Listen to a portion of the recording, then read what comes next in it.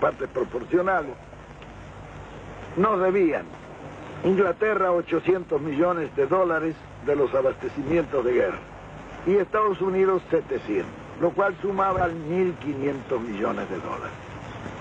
Bueno, lo primero que se nos ocurrió era cobrar. Muy bien. Hicimos las gestiones para cobrar. El presidente del Consejo Económico habló con que era Miguel Miranda, habló con los embajadores, y cuando él habló de cobrar, me decía que se habían reído los dos embajadores.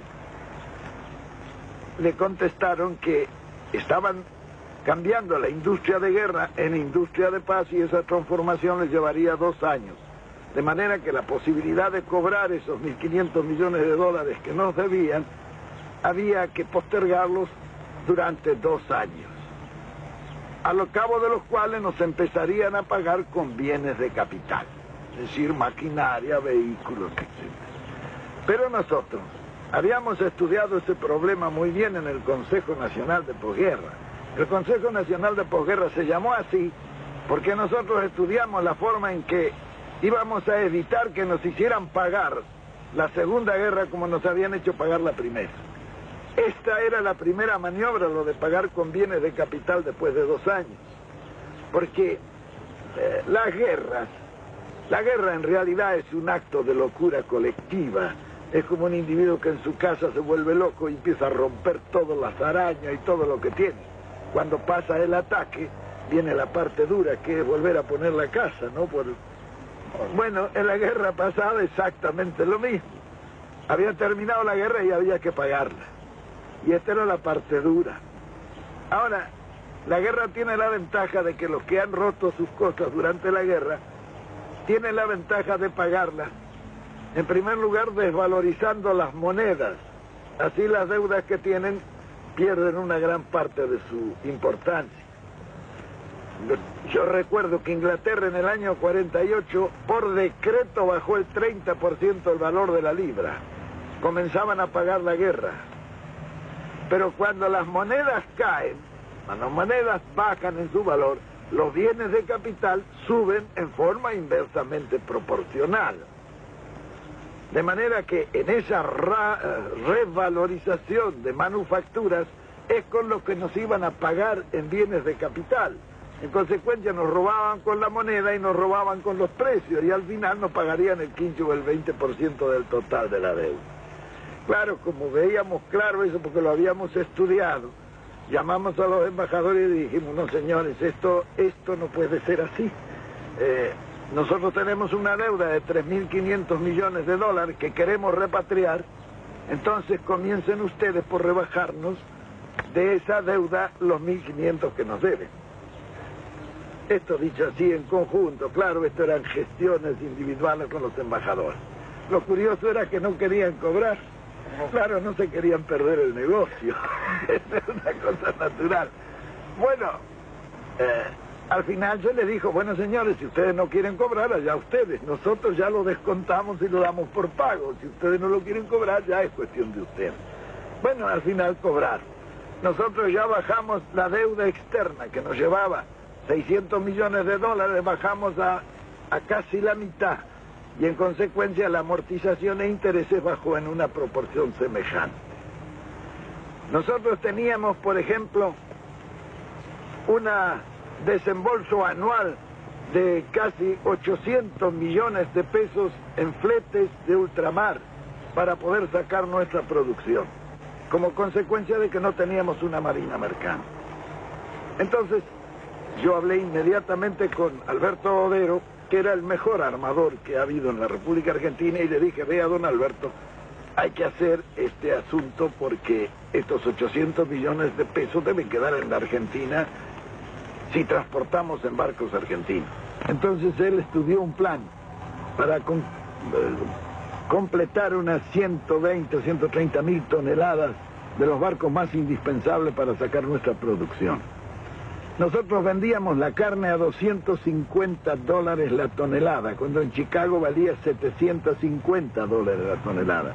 Como consecuencia que las únicas líneas de frío que podían sacar esa carne eran los barcos ingleses. Nosotros no teníamos líneas de frío para sacar nuestra carne. Naturalmente que Alberto Odero tomó inmediatamente en sus manos el asunto y, aprovechando que todos los astilleros había terminado la guerra y los astilleros estaban sin trabajo, sacamos esos barcos casi a precio de costo, lo que era negocio para los astilleros que podían conservar su personal después de esa paralización. Porque en la guerra estaban fabricando algunos barcos, un barco por día algunos astilleros. Muy bien, fue así que nosotros rápidamente tuvimos una marina mercante que pasó las 100.000 toneladas, con lo cual tuvimos línea de frío. Y entonces a los ingleses yo los llamé y les dije, bueno, ahora la tonelada de carne vale $500 la tonelada. Ellos dijeron, no la pagaremos, le dije, yo veremos. Me dice, ustedes no van a aguantar, se le van a llenar los campos de hacienda. Y yo le dije, vea, nosotros tenemos la carne, ustedes tienen el apetito, vamos a ver quién aguanta más. Efectivamente los ingleses pagaron las $500 la tonelada. Bien, ese era un problema que se resolvía así, se resolvía a corto plazo. Lo que nos disminuía esos 800 millones de pesos que pagábamos en transportes de ultramar, ya iban a comenzar a quedar en el país. Bien, después fuimos a los servicios financieros que se pagaban casi $1.000 millones al año. En un país de una producción como el nuestro, $1.000 millones representa un negocio ruinoso si uno lo tiene que mandar al exterior en servicios financieros. ¿Para pagar qué? Para pagar las empresas de servicios públicos que eran todas extranjeras, los ferrocarriles, los tranvías y la Corporación de Transporte de la Ciudad de Buenos Aires, que había sido un acuerdo leonino que habían hecho por un contrato ley en la época de la famosa misión Rocca-Runciman en Inglaterra, el gas, en fin, todos los servicios públicos, teléfonos. Muy bien, cuando se trató ese asunto, tuvimos una discusión muy grande dentro del gabinete, porque Miranda, un hombre práctico, dijo, esto se compra todo. Y entonces dije, bueno, ¿con qué plata? Sin plata, dijo, y efectivamente se compró todo sin plata. Se compraron los ferrocarriles, los teléfonos, se hizo la marina mercante, se compró el gas, los seguros, reaseguros, se nacionalizó la exportación, los depósitos bancarios, en fin. Todas esas medidas permitieron que nosotros bajáramos sistemáticamente los servicios financieros al 10% de entrada. ¿Cómo fue que se compró sin plata, general? Los ferrocarriles. Bueno, por ejemplo, los ferrocarriles se compraron con una habilidad extraordinaria de Miguel Miranda. Él era un comerciante y un negociante hábil. Él hizo correr primero la voz de que nosotros compraríamos los ferrocarriles. Los ingleses, que habían terminado la guerra y andaban un poco pobres, se vinieron enseguida a venderlos. Cuando llegaron, Miranda le dijo, no, nosotros no hemos dicho nada, dicho eso es una cosa, bueno, pero si ustedes los vendieran y nosotros los compraríamos, ¿cuál sería el precio?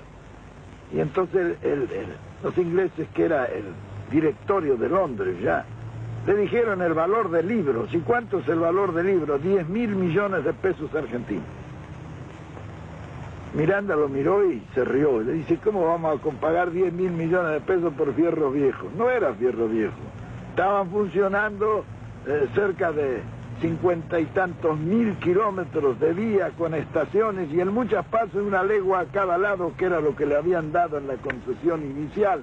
Había pueblos, había 26.000 propiedades de los ferrocarriles. El Dock Sud, el puerto de Buenos Aires, era de los ferrocarriles ingleses. Muy bien, claro, se siguió negociando. ¿Cómo se hizo este negocio? Bueno, Miranda empezó a regatear.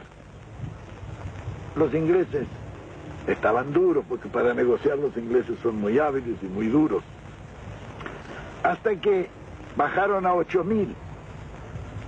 Y Miranda siempre decía, no es posible. Los ingleses ya habían estado muchos días en Buenos Aires, se querían ir. Bueno, y un día cometieron un error. Lo vieron a Miguel Miranda y le dijeron, vea, si ustedes nos pagan 6.000 millones por los ferrocarriles, nosotros le depositamos a usted y a Perón en un banco que ustedes nos indiquen 100 millones de dólares. Al día sí, claro, estos negocios se hacen así. Al día siguiente Miranda a Diana ya estaba golpeándome la puerta de mi pieza en la residencia y me dijo: vea, general, ya está listo este negocio, lo vamos a sacar porque si nos ofrecen una coima para que le paguemos 6.000 millones porque no valen los 6.000 millones. Bueno, siguió discutiendo y un día vino y me dijo: bueno, está cerrado el asunto. Los conseguimos los ferrocarriles por 2.029 millones de pesos. Era el precio que habían ajustado. Y me dice: y eso lo podemos hacer muy fácilmente. En el contrato de compra-venta, Miguel Miranda le puso que se compraban bienes directos e indirectos de los ferrocarriles. Esos indirectos representaban 26.000 propiedades que tenían los ferrocarriles en el país.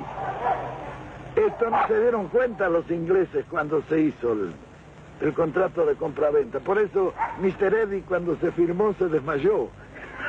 Recién se dio cuenta. Bueno, pero aún los 2.029 millones había que pagarlos. ¿Cómo se pagaron esos 2.029 millones? Y nosotros no teníamos dinero, emitimos. Luego de las propiedades, que tomaron 4 o 5 propiedades y sacaron 2.000 millones de pesos de la venta. Con eso se retiró la emisión y quedaron todavía en la tesorería el remanente de la venta que se había hecho.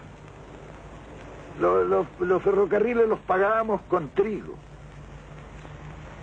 que estaba depositado en los depósitos subterráneos que habíamos hecho nosotros esperando que subiera el precio del trigo. Nos quedamos con todos los ferrocarriles y 26.000 propiedades. ¿Y qué pagamos? Era como decía Miranda, lo compramos con papelito. Y efectivamente se compró. Todo lo demás se hizo en forma similar, es decir, un buen negociante que, aprovechando el Estado, hizo buenos negocios. Por eso los ingleses no nos han perdonado nunca.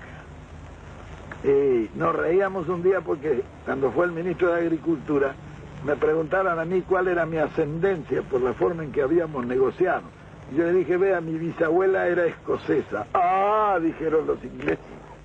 Claro que organizada la finanza y la economía interna fue posible también desarrollar todos los demás aspectos.